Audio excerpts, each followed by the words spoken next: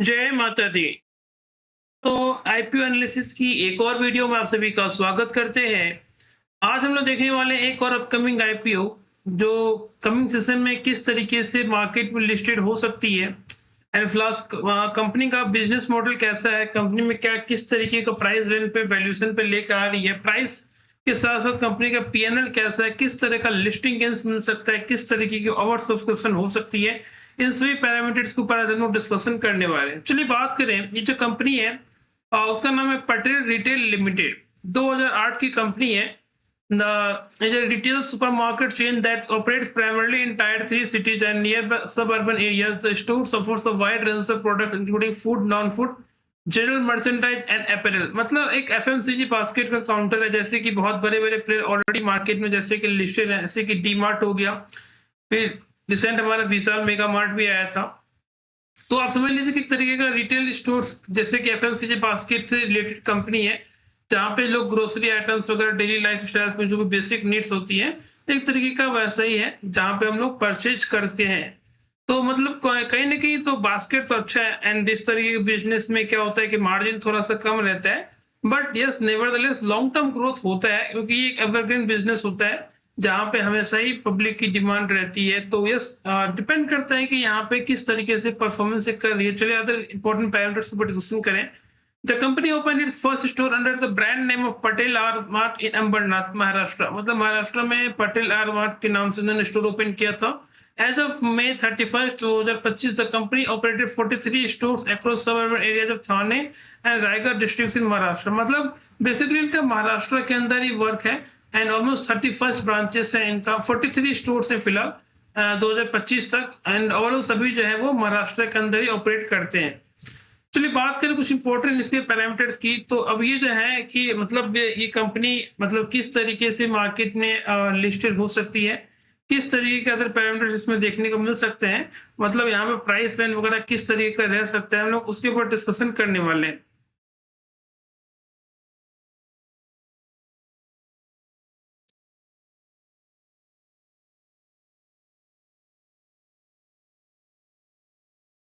देखिए price band इसका रहेगा 237 से 255 के बीच है, मतलब 255 तुम्हारा हायर बैंड रहेगा।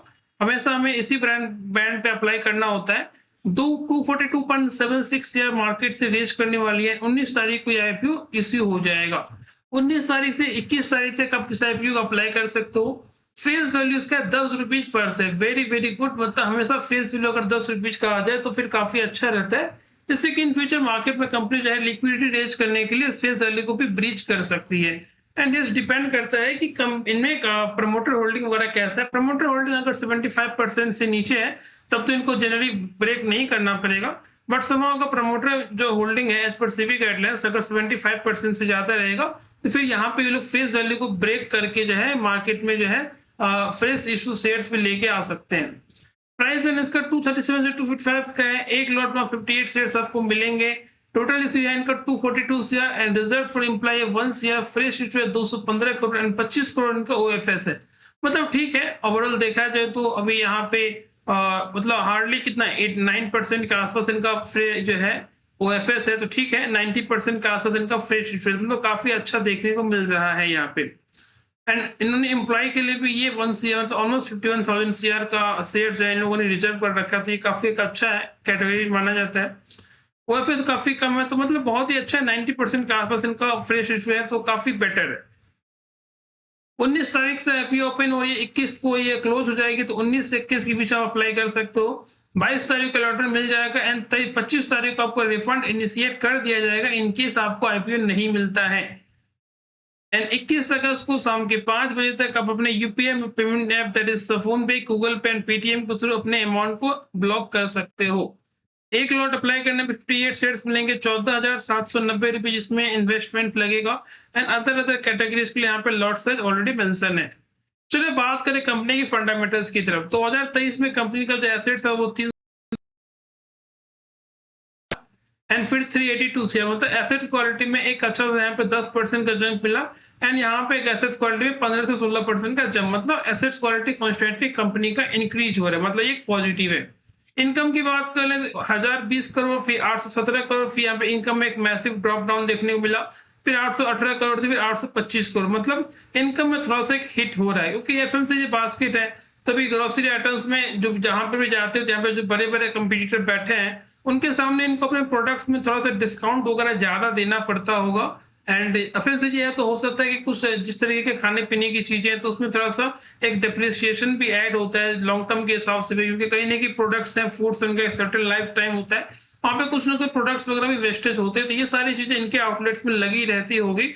तो और भी एक अदर फैक्टर्स हो सकते हैं कि इनकम में थोड़ा सा ड्रॉप डाउन डेफिनेटली देखने को मिल रहा है, क्योंकि इनको इनमें सबसे बड़ा इश्यू होता है मार्जिन का। एफएमसीजी के लिए मार्जिन बहुत ही एक मेजर इश्यू रहता है, क्योंकि वहां पे इनको मार्जिन को थोड़ा सा मेंटेन करना पड़ता है। चलिए अदर पैरामीटर्स की बात कर लें। पैट इनका देख लें 16 करोड़, फिर 22 करोड़, मतलब पैट में एक मैसिव जंप मिला, फिर 22 करोड़ से 25 करोड़, मतलब पैट भी इनका कॉन्स्टेंटली इंक्रीमेंट में जाता हुआ दिख रहा है, मतलब पैट काफी अच्छा है। एबिटा भी बेटर है, 43, 55 एंड 62 से, मतलब कॉन्स्टेंटली यहाँ पे भी इंक्रीमेंट है। इनकम में थोड़ा सा एक मार्जिन हिट है, यहाँ पे इनको थोड़ा सा काम करने की जरूरत है। एंड रिमेनिंग अदर पैरामीटर्स तो काफी बेटर लग रहे हैं।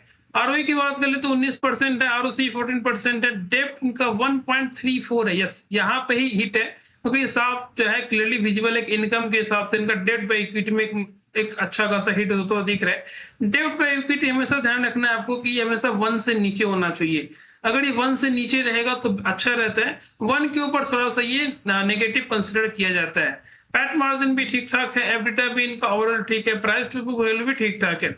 अब इनके चलिए बात करें major parameters, that is PNL की बात करें तो सेल्स इनका इन्होंने कितना करा, 2021 में 823 सीआर का सेल्स, 2022 में सेल्स में एक यहाँ पे ड्रॉप मिला है। इसका सीधा इंपैक्ट हम लोगों ने देखा कि इनकम में इसका ड्रॉप होता हुआ दिखा है।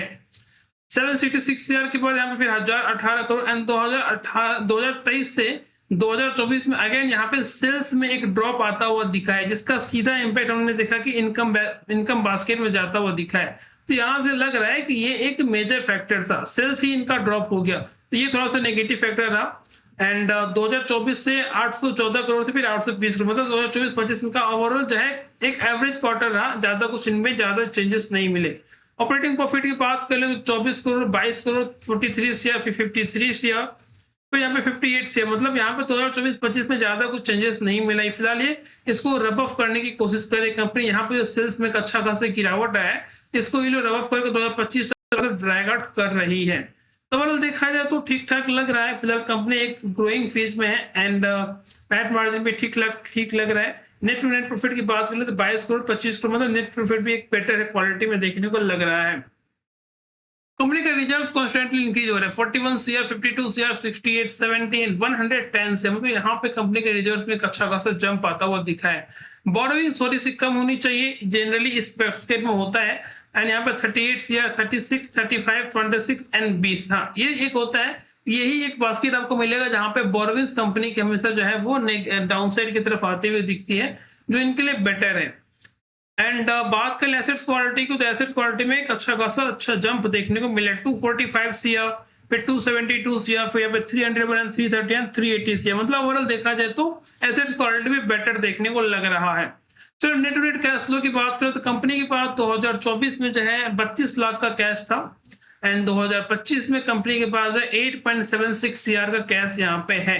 तो ये एक पॉजिटिव सिंबल है। हमने देखा पॉजिटिव पॉइंट ऑफ व्यू से कंपनी का सेल्स में थोड़ा सा एक साइडवेज है, एंड ओवरऑल जो है ग्रोथ भी बेटर है। Long term growth definitely company के लिए है, एफएमसीजी बास्केट है थोड़ा सा, बट बड़े बड़े प्लेयर्स मार्केट में ऑलरेडी है, उनसे इनको फाइट करना है, तो मार्जिन में इनका थोड़ा सा हिट रहता है।